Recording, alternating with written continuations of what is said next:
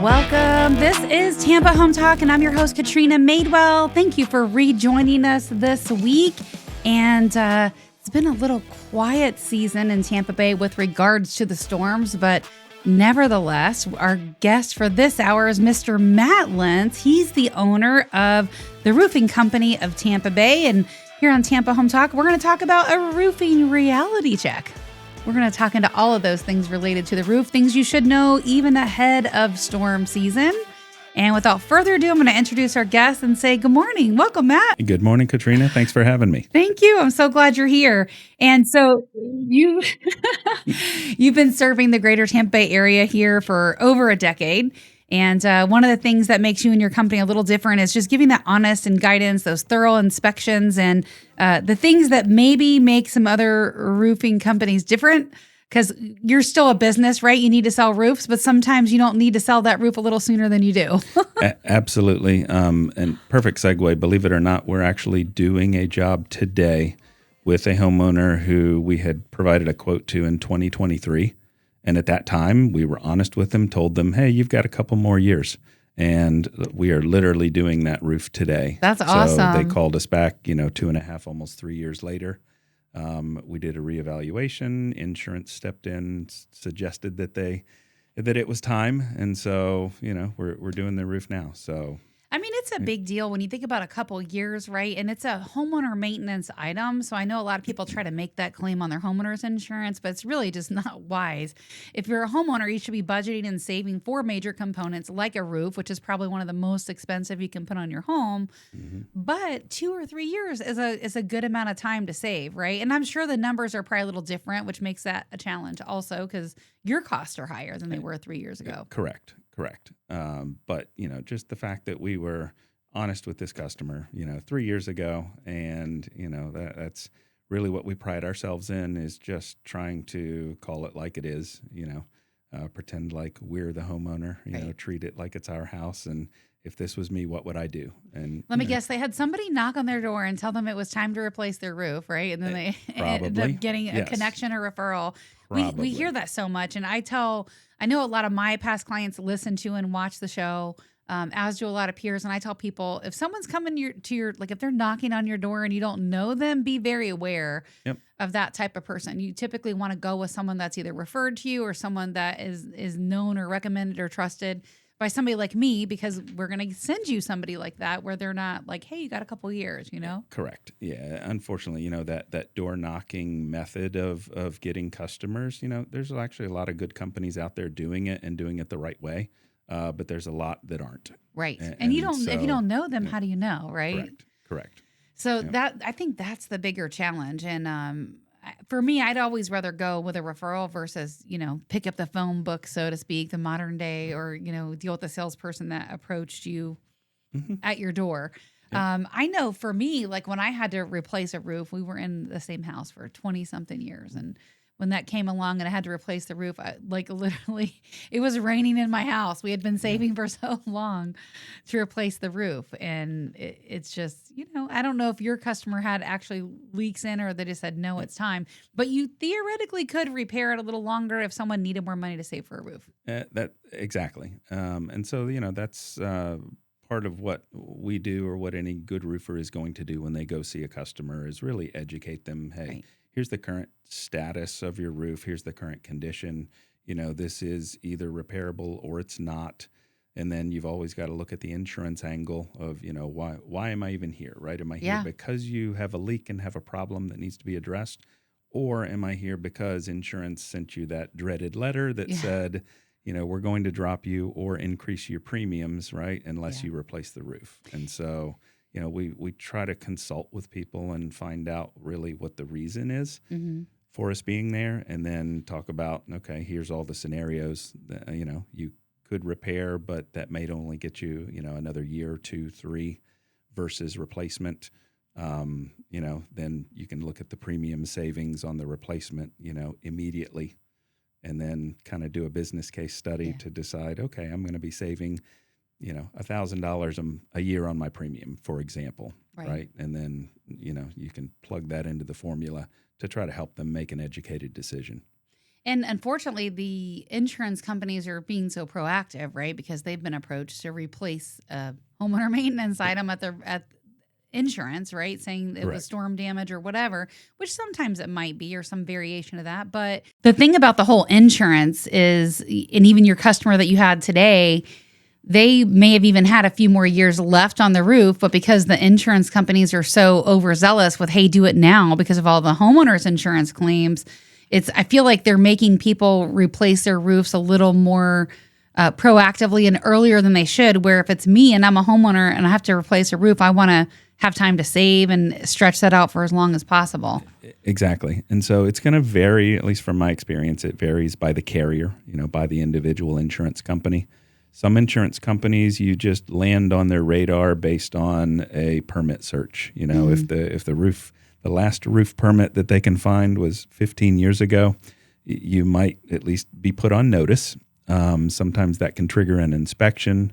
And so, occasionally those inspections, we end up getting called out, do a formal inspection, write a certification report. And, if the roof really is in good shape and is not showing signs of wear and tear and has some life left, we can write a letter on behalf of the homeowner to the insurance company.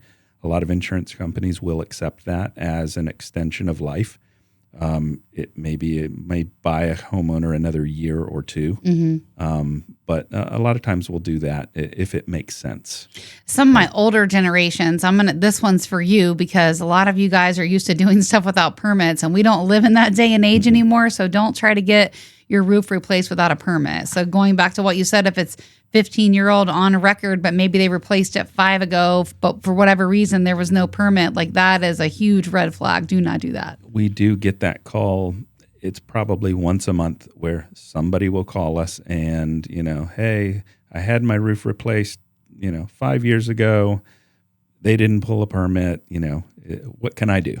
And the answer is they're probably out of business, right? Yeah, exactly. Out of business or never were licensed, which is another problem. And so it's a big problem. It is. It is. So the thing about roofs, right? Like this is not some cosmetic upgrade where you're just redoing your kitchen so it can look pretty, right? This is a regulated structure system on your home. It's what keeps everything else dry and free of debris and in good condition. Exactly, which is why it's so important to the insurance companies. And, on the real estate side, right. That home inspection, when it comes time to, for coverage to be bound, right, for that buyer, roof is top of the list in terms of importance for an insurance company because, to your point, it keeps everything else under it dry. Right. So talk about from the perspective of my roof looks fine, especially from the ground. I can see it. I don't see any cracked or curling shingles from here. But then legally, you guys are saying, yeah, it's defective, or yeah, we have to replace it. Help the person listening, like a homeowner, understand why it looks fine, but it's not. Okay, great question. So it kind of goes back to the part you see. If it's a shingle roof, the shingles themselves, you can generally tell whether they are aging or, if it's truly near end of life, you're going to see that curling. The shingles won't be sealed down to the roof anymore. So that's a visual cue that's usually pretty easy to see from the ground. Physically, the shingle, if it's not adhered to the one below it, that's called a broken seal. That happens over time because it's an asphalt product that dries out over time and eventually fails. Only a physical inspection where you're on the roof and literally lifting those shingles to determine are they still sealed down properly. Those are the things that you can see. Right. What you can't see is what's underneath it and the underlayment beneath the shingles. If that was installed improperly, if the wrong material was used, that you could have a bigger problem that you can't even visually see until it starts failing. Right. And talk about, because I know a lot of people, a lot of sellers, I get this question all the time, and I'll have you explain it as the roofer, but people will say, oh, well, I have a 40-year shingle. My roof should last for 40 years, right? Yes. Shingle, not metal, shingle. In that particular instance, let's talk about why it doesn't last for 40 years, right? When the manufacturer is saying, yeah, it's a 40-year shingle, and how it's different here in Florida versus other climate, maybe that has snow or not as extreme of heat. Yep. Great question again. So all manufacturers these days, most of them call it a lifetime shingle. Well, what is lifetime? Oh, yeah, that's what does lifetime really mean? Your lifetime, as long as you own it. Exactly. It means, in Florida, 15 to 20 years is probably the average life expectancy of a roof, of a shingle roof in Florida. That's without storm damage. So just due to the extreme temperature fluctuations, the heat, the UV rays, shingle roofs in Florida, generally 15 to 20 years is what you're going to see. It's most of the ones we see, but there's so many options out there now as it relates to roofing systems. Are you guys doing the ones like metal has come a long way, and like Indecra and some of those products are incredible, and they can look like a shingle roof but be metal. Do you want to talk about that? Yes. Yeah. So familiar with that product. It is right now probably the most expensive product offering out Decra? there. Yeah, it is. Those, we call them stone-coated steel tiles, right, or shingles. They make them that look like shingles. They also make them that look like tiles. And so depending upon the neighborhood, the HOA, what the homeowner wants as a look, you have both options. It is a very expensive product, but it is truly a 30, 40, 50-year product. And I believe if not longer, right? Because it's metal. I mean, roofs can last 100 years. They can, again, as long as insurance will accept that fact, right? With a proper inspection. I'm going to tell you guys, like, if you're fighting with your insurance company about this, and for example, let's say you put on a Decra roof or a metal roof, fight with your insurance company about this. Get a roof exclusion if you have to. But for me, before I ripped off a metal roof, I would definitely say insure me without a roof put a roof exclusion. Yes. Because it's just, I mean, as well as I do, those metal roofs will outlast you. If they're installed properly and you put the right system on based on the location, yes, it's a lifetime roof. It really can be. Yeah. So how does the homeowner know that it's being installed properly, right? So we're not roofers. That's your wheelhouse.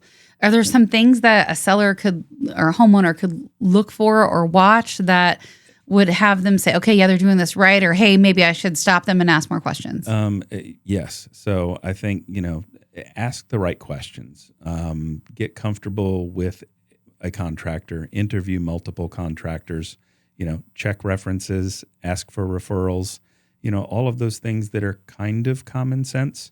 So if you're a homeowner and you're interviewing roofers, what should I ask you? Okay, great. So because we're not roofers, though. Yeah. So how long have you been in business?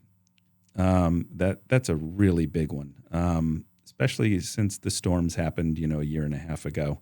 In a storm event in Florida, you get all of these roofing companies that come in, set up shop temporarily. They do the door knocking, they work the insurance claims, and then they disappear. Mm-hmm. Some of them do stay behind, but the ones that disappear, they leave problems behind, and they are nowhere to be found. They perhaps were here under legit circumstances, or perhaps not. There's a lot of both, but generally speaking, if you have a problem as a homeowner 2, 3, 4, 5 years down the road, and you used a company that was not established locally, like, you could have a problem. So first thing would be really just find out the history of the company, the history of the license holder or the owner. Ask for insurance, exactly. references. Proof of insurance, references. Look at their reviews. Reviews, all of those things. Also ask about really who's doing the work. There's a subcontractor model in this business, and there's an employee model in this business. What's yours like? So we actually have employees in doing our installations. These are guys that have been with me for 6, 7+ years. And so a lot of them do subcontractor models, right? Which means that people can change often. That is a fact. And then it just becomes more difficult to address a problem. And manage the work. And hold people accountable. Yeah. So like I say, not that there aren't fantastic subs out there, but just as a homeowner. But you don't know who they are. I want to know, exactly. As a homeowner, you should ask that question. Do you use subs or do you use employees, right? So I'd love to come back a little later in the show and talk about some of the different types of roofings, and then get a general idea how wild that cost can vary, without putting into exact numbers. But I would love to talk just a little bit about repair versus replace. Okay. So if we can chat about this, when you think about like cosmetics wear versus functional damage, or when the repairs make sense, when they don't, things that homeowners should document. Yep. Great question. So we get called out regularly, for people who they'll ask us, we're not sure if we need a repair or a replacement. So the first thing we need to do is really go perform an inspection, find out what's going on, and then take a look. Now, are you guys physically still on the roof, or are you doing a lot of stuff by drone? Both. So, for a proper leak inspection, we're going to walk the roof. If the attic is accessible, we're going to be looking in the attic to try to determine, where the water's coming in, what the problem is. Yeah. And then, we're going to take into account what else we see on the roof. So first of all, what kind of condition is the roof in? How old is the roof? Is this something that's repairable versus are we going to recommend a replacement based on age or condition? A 15 to 20-year-old roof that is leaking, the shingles themselves are brittle, right, and fragile at that time. It becomes more difficult to actually do a proper repair because where do you stop and where do you start? And tying into a brittle piece of material with a new piece of material is going to cause problems. The sun is so rough on everything. It is. Roofing components, all of it. And the dark roofs, I think they take a beating a little more, right? Than they do, but believe it or not, that is somewhat of a fallacy. So being an asphalt shingle product, a light-colored asphalt shingle is going to generate almost as much heat as a truly black shingle. And the way you combat that, or the way we address it, is just with proper ventilation. So that's another thing that can extend or greatly reduce the life of a roof in Florida is ventilation or lack of ventilation. The roofing systems, do they all require the underlayment, or are most people just doing that on the whole roof? They do, yeah. Underlayment is a code requirement. Oh, good. And there's two types of underlayment, and they can cause the price of the roof to vary drastically. What's the two different types of underlayment? There is what we call a synthetic underlayment, which, old times people refer to it like as tar paper. The new version of tar paper, as I'm doing the air quotes, is called a synthetic underlayment. It's a plastic, the peel and stick plastic. Yeah. Well, yeah, it's almost like a tarp. It's like tarp material, right? Or like a Tyvek wrap that you see around a house. The last time I paid for a roof, I put that on the whole roof, and they really weren't doing that at the time. Just some little places near the flashing. I'm like, no, I want it on the whole roof. Yeah. So that's a synthetic underlayment. Synthetic underlayment is actually nailed onto the roof. The other kind is what we call a peel and stick underlayment, or a self-adhered underlayment. That's the plastic one, right? Well, that's the one that gets you actually an additional credit with your insurance company. How much more is that compared to the old tar paper version? It is significantly more, but you usually see the payoff based on the insurance. Well, I mean, if your shingles rip off, that underlayment will keep water from coming in your house, which is why the insurance companies like it. Correct. That's exactly right. So they will reward a homeowner for having that type of underlayment because in just exactly what you described, in the event of a windstorm, if we lose some shingles on the roof, there's still a waterproof barrier underneath it that's functional. Your worst case scenario is you're replacing some shingles, not all the stuff in the house. Exactly. Or again, roofs are still going to leak if they have shingles blow off. It's possible, but it's going to be drips coming in instead of the whole ceiling coming down. Yeah, which is a big difference. From an insurance claim standpoint, it's going to be minor repairs versus, having to replace a ceiling and insulation and that kind of thing. Just for conversation purposes, Matt, when you think about the average size home roof, what is that, like 3,000 squares-ish average? Yeah, I mean, I would say, your average greater Tampa market roof is probably going to be 2,500 to 3,000 square feet of roofing or of shingles or roof surface area. So what is a shingle, or what is a roof what does it cost roughly? And I know there's all different types of roofing materials, which we're going to talk about in a minute. Sure. But I'm trying to get an idea what the cost is for a 3,000 square foot roof cover, and then how much additional that underlayment we're talking about would be. Okay. Yep. Great question. So I'm going to give a really wide range, but there's a reason. Okay. So, you're for a 3,000 square foot roof, not the size of the home, because you can find your living is smaller than your whole under roof. That's exactly right, for a couple reasons, right? You've got overhang in over the footprint of garage the home, space, the backlit garage space, exactly, and you've got a pitch to the roof, which increases the square footage right over top of that footprint. But you're probably looking on a square foot basis, right? Probably $4.25 a square foot for roofing, all the way up to mid fives or even $6 a square foot. What does that math out to in dollar wise for 3,000? So 13 to probably $17,000. Okay. Just, I know that's a big range, but there's a lot of things that go into a roof. There's a lot of options. Warranty is another one, and so that's probably one of the most common things we get asked is, why I've gotten 3 prices from roofers, right? Why are they so different? And it's because it's not apples to apples. And so that's another thing back on the homeowner question. Yeah. You've got to compare apples to apples, and hopefully whoever you meet with is actually asking the right questions to put you into the right roofing system or product based on your needs. So the underlayment would add how much to that, or is that very in that range or no? Yeah. So the underlayment difference between the synthetic versus the peel and stick. I mean, you're probably talking,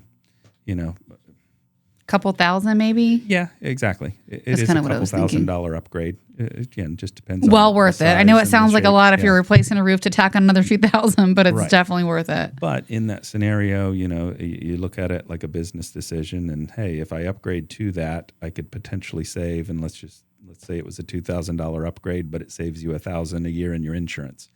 There's your payouts 2 years. So there's all these little things that insurance companies look for as well in terms of being able to apply discounts. So can you break down some of those in terms of like explain to the person listening about straps and toenails and clips and all the stuff that Absolutely is roofer terminology? Yep. So insurance is going to have access to, they'll either order it themselves or they'll be presented with a wind mitigation report. So a wind mitigation report is a report or an inspection that's conducted by a home inspector and provided to the homeowner. And basically what it does is it's a document shared with insurance that allows the insurance company to see what your current roof system is, the shape of it, does it have, or is it up to code in terms of the nailing of the deck, the hurricane clips or straps, the underlayment. Those are really the 3 biggies, or, the large things that a roofer can actually control, or things that a homeowner can elect to do during a replacement. The shape of the roof, the geometry is what they call it in the report. A hip roof, think shaped like a pyramid, versus a gable roof, is a better wind resistant shape. Generally speaking, it's not something you can change, right. Without significant costs. Well, yeah. And involving a general contractor to basically, reshape the entire roof. Usually cost prohibitive for the savings.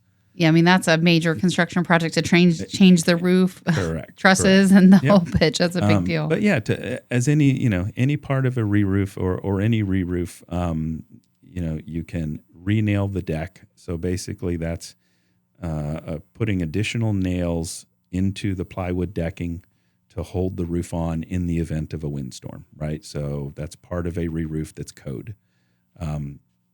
Installing hurricane clips or straps, that is an option for a homeowner.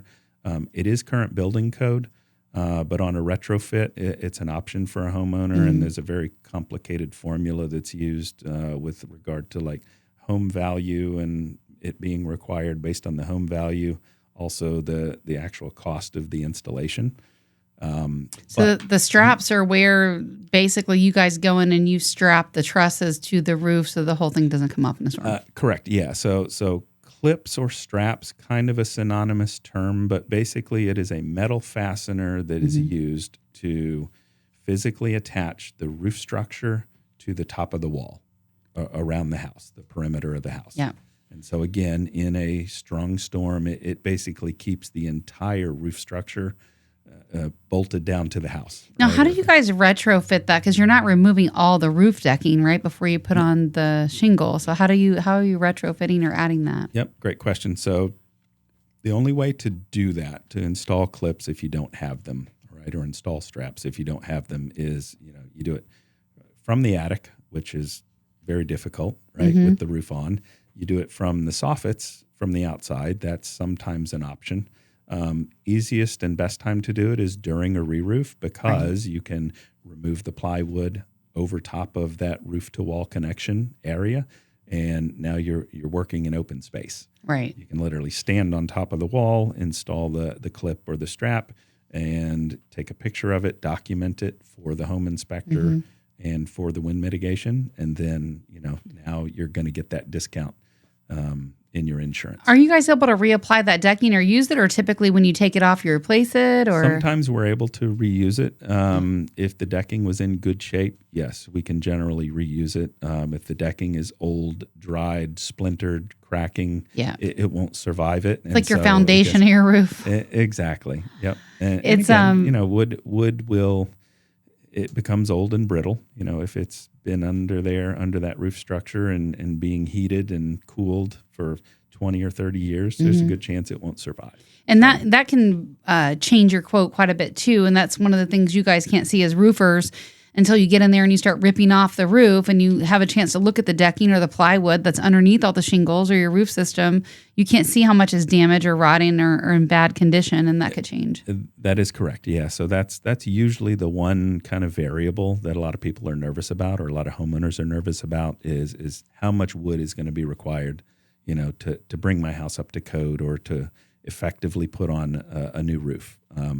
So by code, we have to have a clean, nailable surface. So again, if this is the fourth re-roof on this house, chances are the decking has already, it's had its life. It's had 10,000 nails put into it already, 4 times. And so there's a good chance there's not enough suitable, nailable surface in that scenario. Right. So they're going to be looking at a lot of wood replacement. I'm curious why we haven't evolved into something different than wood, for the decking. Great question. It's like an engineer question, I know, but that's how my mind thinks. Or the forestry lobby, perhaps, right? Yeah, perhaps. You would think there'd be some sort of plastic or synthetic type decking, that would last a little longer. Yep. No, I agree. Is your decking any different, like under a metal roof or? No, generally no. So same process. You're going to find that same typical decking underneath any of the common roofing structures. Yeah. Short of commercial, where it's a steel frame building. So we'll wrap up the show talking about some of the different type of roofs. But before we do, let me ask the question that real estate brokers like me loathe when we go in to see a property and they have solar. They have solar panels on their roof. Yes. So let's talk about that because, solar, we hate it. And for a reason, because your appraiser is not going to give it any value. Buyers rarely give it value. They don't want to deal with it. They don't want it. If you sell it with solar panels, you're going to have to pay them off. So these are things that shock sellers and homeowners when I tell them, buyers don't want your solar panels. And it's a mixed bag. A lot of people just love solar. A lot of people hate it, and there's usually not anybody in between. But to your point, yes, solar usually goes with the house the way most solar systems are sold and titled or maintained.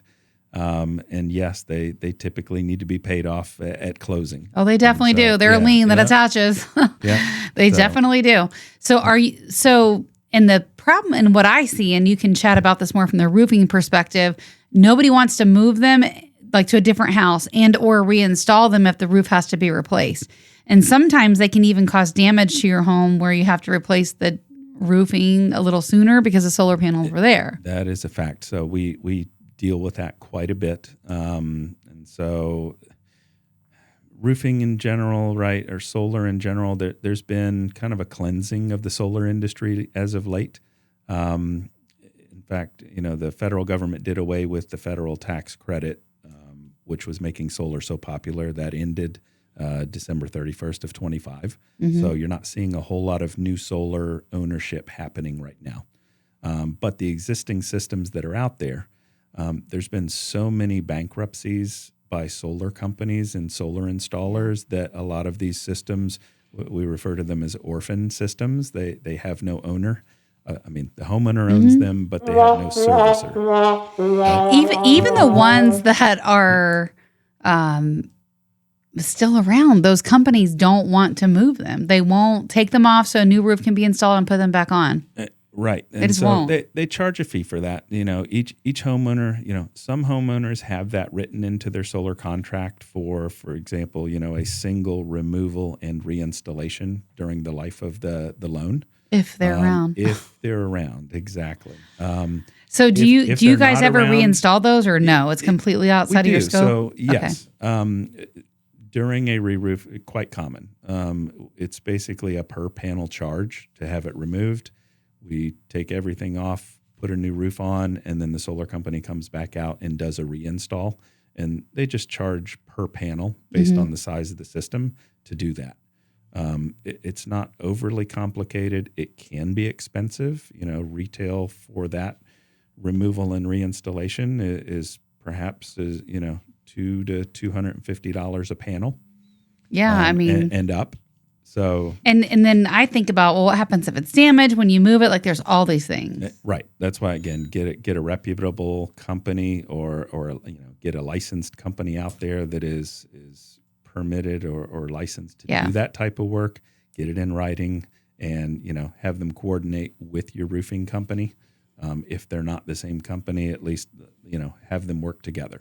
So I get clients all the time that ask me about solar, and I'm just like, I cringe. I'm like, do not put solar on your home. Like, for most people, it is not a good. You shouldn't do it. For most people, even though I love solar, I love the concept of it. I just can't. I've looked at the contracts. I've worked with these guys on the backside, and there's not one solar company I would recommend personally.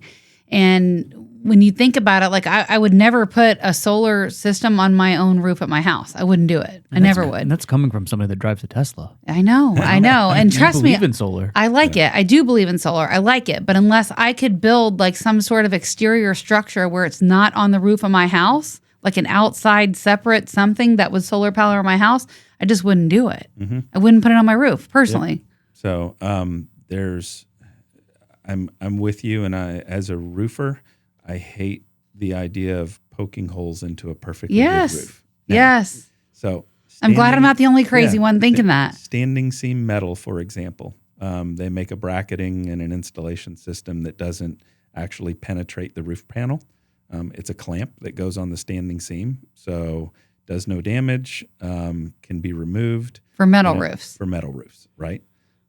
They make a similar system for flat roofs. So like commercial flat roofs, you don't actually have to drill into the roof system itself. You can use an adhesive product. So in essence, glue it to the roof, but at least you're not penetrating that I think that's membrane. A way better option if you're going to put them on your roof. But I agree with you. Those are the shingles are sealed and like locked up for a reason. You know what I mean? Exactly. You don't want to be putting new holes in that. Agreed.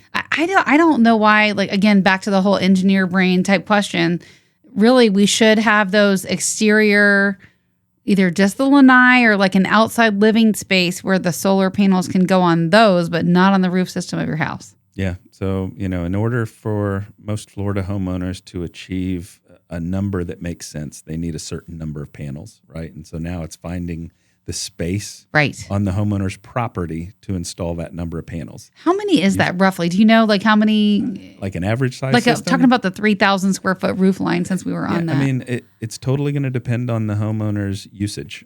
Are they a high user of electricity or a low user of electricity relative to the home size? So is it 25 to 35, 40, 50 panels? It could be that much, yeah. It really, in my opinion, the reputable companies that are selling it are going to, again, consult with the homeowner and size the system properly for their needs, right? Not oversell them Right. or undersell them, right? Both really are bad scenarios for a homeowner. So, yeah, I guess it's a good time to roll to the different types of roofs. And because I've seen some crazy stuff, and I'm not a roofer, but I don't know much about this stuff, which is why I'm asking you.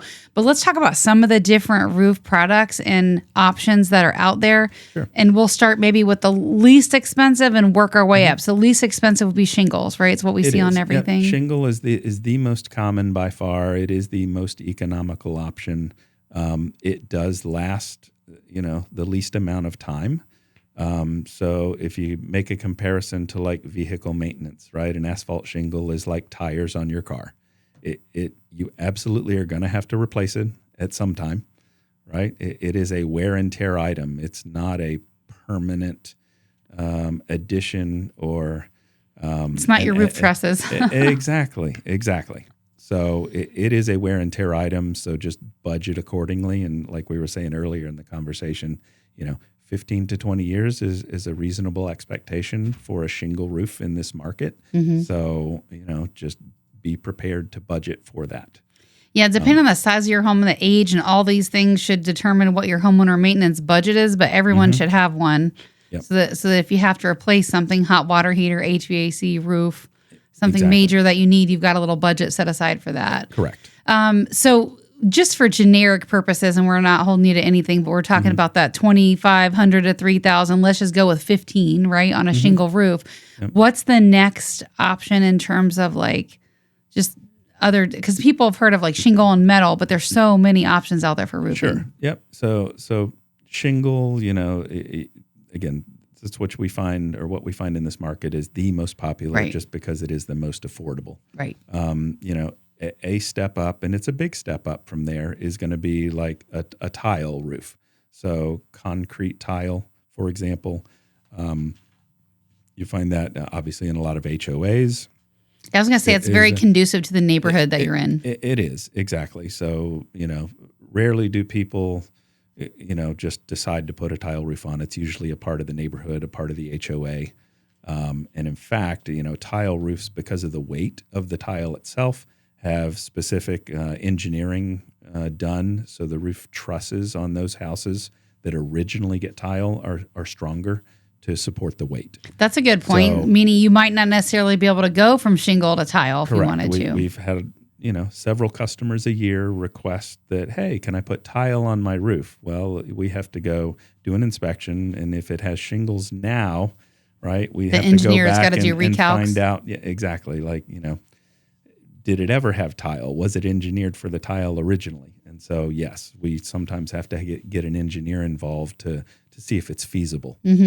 So just to give some context to our conversation, so let's go with 15 on the shingle. If you're talking about a tile roof, same size, roughly what's that look like? Roughly twice as much. Okay. It's about so twice 30. as expensive. I'm going to go to roughly 30. Yeah. And then and that's going to last longer, by the way. That is. So, yes, insurance does recognize that as a longer lasting roof system. So we're saying 15 to 20 years on shingle, which I think is conservative in this day and age. It used to last 20, but Yeah. Tiles, how roof, long? So as far in the insurance company's eyes, I would say probably 30. Okay. So double the price, but double the time. Exactly. And so have also seen, and like a shingle roof as well, a tile roof, the best part of the tile roof or the actual waterproofing part of the tile roof is what's underneath the tiles. So, your actual roofing system is hidden. So it's only as good as the underlayment and the way it was installed.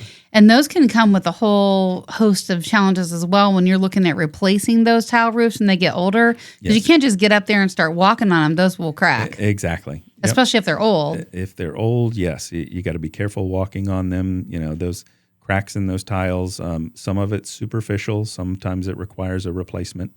But yes, typically what an insurance company is looking at, they're droning those roofs for the homeowners, and they are identifying cracked tiles, and they're going to require an inspection and a proper repair on those before they bind coverage or continue to carry that homeowner's And roof. they're a lot heavier because they're basically like concrete, right? That's why the weight and the engineering part matters. Exactly right. Yep, exactly right. So we talked about shingle, we talked about tile, and then what's another option after that? Then you're kind of moving up to the metal category. And so, that's where a lot of the options come in, right? Is metal? It is. Yep. So you've got, standing seam metal. You have just describe what that looks like. So for the person listening, what's a standing seam metal? Okay, so a standing seam metal roof is, they're popular in the beach communities, like beachside properties. It has a long line running from top to bottom. It's that coastal solid sheet almost looking. Exactly. So, and it also has no exposed fasteners. So that's why it is a premium roofing system. All of the fasteners or screws that are used to install the system are all hidden underneath the panels. So you don't have anything exposed. That's why it's such a good roofing system. Like I say, you don't have any exposed nails or screws, or all the fastening system is hidden underneath. Which is stuff that can leak. Yeah, that's exactly right. Exactly. And so is there maintenance on those or minimal maintenance? So depending on manufacturer's specs, in order to maintain a warranty, a lot of times they require you just wash them off or rinse them once a year and document it with fresh water. And I'm talking specifically about the ocean or Gulf front locations. If you're within a certain linear footage of salt water, that can affect your warranty based on the metal product used. And that's roofs that can last 100 years. 30, 40, 50, 60-year roofs, they can be. Some of them are 100. I know you've seen metal roofs that are 100 years old. Yes. Yep. Especially on some of those Seminole Heights bungalows, and it's not uncommon to see that. No, you're exactly right. Yeah, that is a lifetime roofing system. So what's the cost look like on something like that? If we're doing the same comparable size home, we went to 15 to 30 for tile, and what's metal look like? Probably 10 to 20% greater than tile. So roughly, another 35, 40. Ish? Tops. Yeah, may not be that high. So there are some variables in that type of system. So, the true waterfront properties that are around the salt water, we recommend using aluminum, right? And aluminum's a more expensive product than steel. And they have a coating, right, that kind of prevents the salt from... They do, yes. Yep. Kynar is a brand name that is a method or a brand of coating that's used. And it's basically like a powder coat. They come in 100 different colors. And so that's the basic metal, right, that most people are familiar with. And then what other types of metal roof exist? Yep. Then you have what we talked about earlier. So you have your metal shingles or your metal tiles. And so these are stamped pieces of steel. They have a coating on top of them. So these are the stone-coated ones we were talking about. The stone-coated steel, exactly. They make them that mimic and look like a shingle, like an asphalt shingle, and they make them that look like and mimic a tile roof. And they come in both the barrel tiles as well as the flat tiles. Okay. Great looking product. It really, really is. And that's like the Decker product we were talking about earlier. Yep, Decker's one of the. Is there anything in between those two? Not that I'm not aware a lot. of. No. Okay. So that is the premium product. Like I say, it's all custom ordered by the manufacturer and then delivered in a package based on the size and shape of the roof. So what about, I know I've seen this before, but I just don't know anything about it, and you guys may or may not install them, but the roofs that are solar panels. Are you familiar with that? Yes. So, Tesla is probably the most popular one. So they actually make that product. Tesla, actually Tesla, the Tesla roof. So tell me what that looks like. Describe that. Don't quote me on this, but I won't. But I don't know anything about research. it. I bet you there's probably only a dozen of those roofs in this market. Okay. And it is by far the most expensive roof. So more than the metal. Probably by a factor of 3 or 4 times. It can be the metal or the shingle of the metal. Yeah, it can be extremely expensive. Okay. So if we're looking at $40,000 for the last roof we were talking about, this might be $80,000 or twice that. Yes, 100 and something. It could be easily. Wow. I don't know what their life expectancy is, but on the Tesla website, it's got a 25-year tile warranty on it. That's coming directly from Tesla.com. So the Tesla roof, it requires a Tesla certified installer to do not that surprised. roof. And there's one, maybe two in this market. Don't know personally. I'm just very, I know enough to be dangerous about It's product, like the charging ports back in the day, because I've had my car for so long. Like you had to have a Tesla certified person that did it. Otherwise you risk burning your entire house down. Correct. And there was one in the whole area originally, like 6 years ago. So what's the nature of that product? Like, what is it? So it is I guess I'd call it a composite tile. So like a plastic that has a built-in, a plastic that has a built-in solar panel. So the roofs are actually, they're great looking. I mean, it looks like a black flat tile, but the roof tiles themselves are the solar panels. So, a traditional solar system is put onto the roof with a racking system. This is like all in one. Yeah, this is all in one. So the roof is your solar panel system. There are some shingle manufacturers that are diving into this space. They've put some products out that are much less efficient than a traditional solar panel. And so it's kind of a neat idea. Beta test, right? Yeah, it's still kind of half baked. There was a manufacturer that put some of that product out, and I believe they had to do a recall. So it's like I say, it's a neat It's so idea, new. They don't know what they don't technology. know yet. Correct. They have to sell it, put it on, see what it's like with that homeowner, figure out what the flaws are, fix it before it gets better. And Florida's a tough market, right? Based on what we talked about before, just the extreme temperature, the unrelenting sun, like it's a very different market than, let's say, Arizona, for example, like, that is always dry or nearly always dry. That product may be better in Arizona than it is in Florida, right? So yeah, I mean, if you're going to be in your home for a long time, I know it's a hard pill to swallow, thinking about spending $15,000 on a roof, right? And then if you were to just look, it feels like the other extreme, where you're looking at just metal, basic metal, not even the decor stuff we're talking about, and now you're looking at $35,000 compared to 15. Do you guys mind if I jump in here? No, it's a big pill to swallow. I'm on the Tesla site and looking at this because this is a fascinating product that I had no idea even existed. But outside that 25-year, and I don't mean to contradict you, Matt, but they're actually steel tiles. They're made of steel. So see, I learned something. They have a glass coating, and then they are also steel core. So I guess the steel kind of helps dissipate some of that heat absorption, and then that's the conversion that happens to create the electricity. But yeah, there's some high-tech super nerd stuff engineered into that. The expense of these things, these are definitely going to be much more expensive than just your run-of-the-mill even metal roofing. And you're paying per tile. Okay, so you're there we not go. paying for the sheet, right? People think they're going to live in their home longer than they do. I think the generation now, a lot of them say, "Oh, we're probably going to move in 5 to 10 years." This like is a lot of people something that think you stick on your log cabin, your escape home. That you just want to get. You want to get away from. You show up and you have power. I couldn't imagine putting this on like my actual home. The price would be astronomical, I'm sure. I think that like high-end homes probably might have that. Like if they're already like have a crazy budget.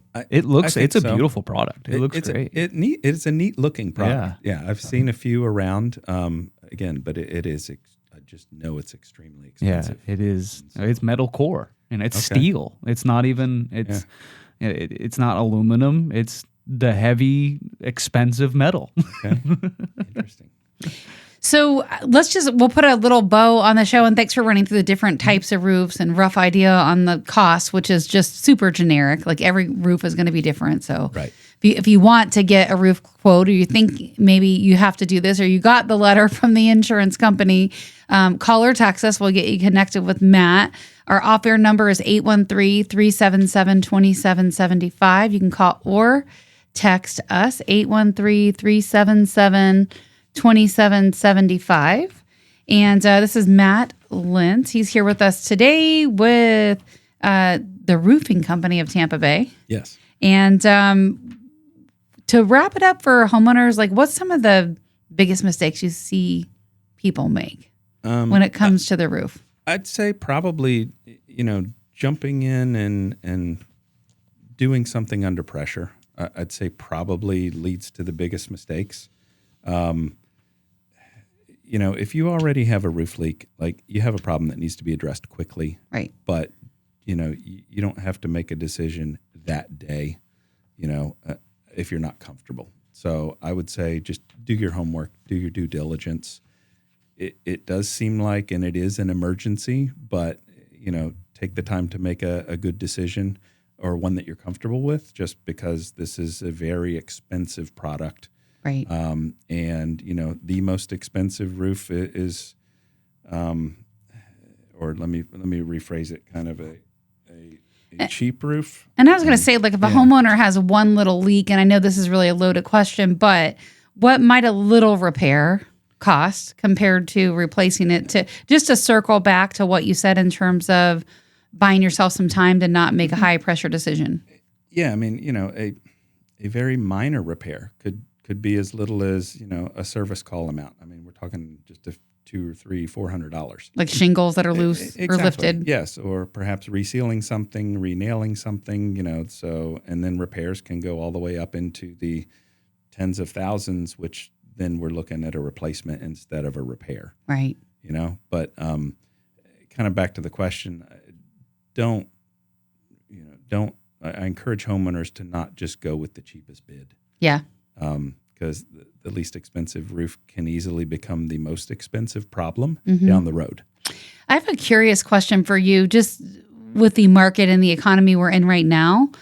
Mm-hmm. How are you seeing most homeowners pay for their roof? Because I know a lot of people don't have a set budget set aside. Are you seeing them pay through home equity lines? Are they getting separate loans for the roofs, which I'm sure you guys have a company that help with that? We do. What do you see in general? Like if you talk to 10 different homeowners and you're replacing their roof, what do those look like? I would say probably about a third of our customers right now are using a finance option that we offer. You guys help. Okay. Mm-hmm. Yep. The other 2/3 are basically paying with cash. Or their home equity loan. Exactly. But, if they pulled a home equity loan, a lot of times we don't know that. They just, I would say it's less than a third pay cash, I would say. Probably not even a quarter actual cash. It's probably, some variation of an equity line or a different loan. That makes sense. Talk about some of your financing options. How does that look like for customers? Okay. Yeah. So these are home improvement financing companies that we work with. We have a couple that we work with. Generally speaking, terms can be as short as 5 years, Mm-hmm. as long as 20 years. Interest rates are, can be as low as the 7% or 8% number right now. Just a real general rule of thumb is approximately 1% of the project value would be equate to a monthly payment. So even a $20,000 roof, you're looking at around $200 a month, depending upon the finance program. That's probably on the longer time frame, right? Correct. Yeah. Yep. Correct. Well, I mean, a roof is one of those things. When you need it, you need it. That's exactly right. Yep. You have to be able to figure that out. Yeah. Just again, a lot of homeowners should, take the time to plan and budget. Even if they have a relatively new roof, we have a lot of homeowners, the planning type, that are coming to us and say, look, I know I don't need a new roof. I need one maybe 3 to 5 years from now. What are today's pricing? Yes. Right? Just so I can prepare myself. Well, because before COVID, right, that $15,000 roof was what, 10 before that's COVID? Exactly right. Is that a good guess? That's pretty close. Okay. Yes. We product pricing spiked during COVID, and it just never unfortunately hasn't come down. And I don't think it will. Everything costs more. It does. So we're knee deep in inflation. Roofing, unfortunately, is no different. Yeah. So. Well, if you want to get some information, if you're one of these people that want to be proactive with your roof, which I highly recommend, because when storm season rolls in and we get those crazy rains in the spring, that's when you guys get crazy busy. Correct. And the wait time is a little longer to get someone out there. Yes. And so be proactive, get that checked out, get an idea what pricing is so you can start budgeting and planning and preparing, because it's way better than trying to take a loan. Yes. So our off-air number, if you want to call or text or get information from Matt, any of our guests, you got a question for me, It's 813-377-2775. You can call or text that number, 813-377-2775. And any final words for our listeners, Matt? It's a great show, really informative. No, just again, thank you for the opportunity. Yeah. Like I say, homeowners out there listening would love the opportunity to consult with you on a project. So just know we are here to help. Awesome. Matt Lentz, thanks for being my guest today and on the Roofing Company of Tampa Bay. I'm your host, Katrina Madewell. This is Tampa Home Talk. Love where you live, or we're going to fix it. Welcome home.